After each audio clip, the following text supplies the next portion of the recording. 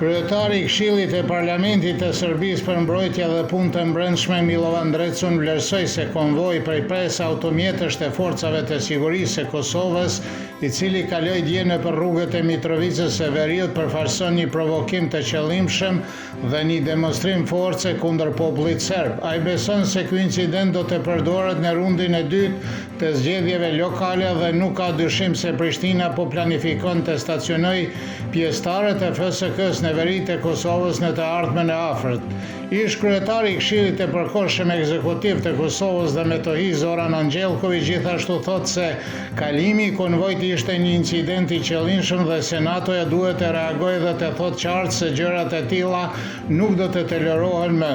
Anxhelković vëren se nuk ka asnjë justifikim për atë ngjarje përveç dëshirës për të vazhduar provokimi i serbëve dhe thekson se ky është një tjetër në seri prej 712 provokimesh nga ardhja në pushtet e Albin Kurtit. Ata padyshim kanë një ekip njerëzësh që sajojnë provokimet e përditshme kundër popullit serb, tha Anxhelković.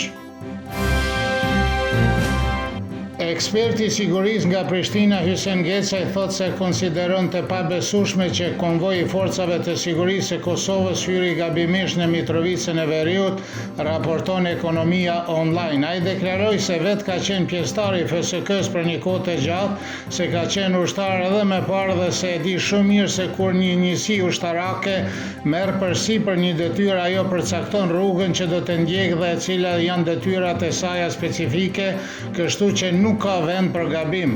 Oficerët e FSK-s mund të bëjnë gabimet e tilla vetëm nëse urdhërohen të bëjnë diçka të tillë, mund të jetë edhe një lloj loje për të cilën nuk e dim nëse buron nga dikush nga autoritetet më të larta apo nëse është thjesht papërgjegjësi e dikujt në FSK, mendon Gecaj. Komisioni Qendror Zgjedhor i Kosovës ende nuk i ka njoftuar datën se kur do të shpallë rezultatet përfundimtare të rundit të parë të zgjedhjeve lokale, të cilat u mbajtën të dielën me 12 tetor. Zëdhënësi i KQZ Valmir Elezi për Kosova Press tha se votat nga 24 komuna janë numëruar deri në mëngjesin e sotëm dhe se ato të mbeturat pritet të numërohen dhe konfirmohen gjatë fundjavës. Elezi tha se Komisioni Qendror Zgjedhor po bën përpjekje maksimale për të shpallur dhe konfirmuar rezultatet përfundimtare sa më shpejt të jetë e mundur, sepse rundi i dytë i zgjedhjeve për kryetarët komune duhet të mbahet më në nëntor.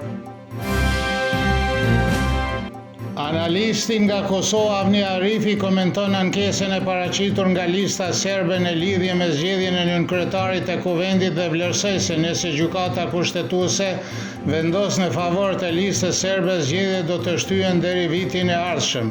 Përndryshe, siç thot ai, zgjedhjet mund të mbahen në dhjetor.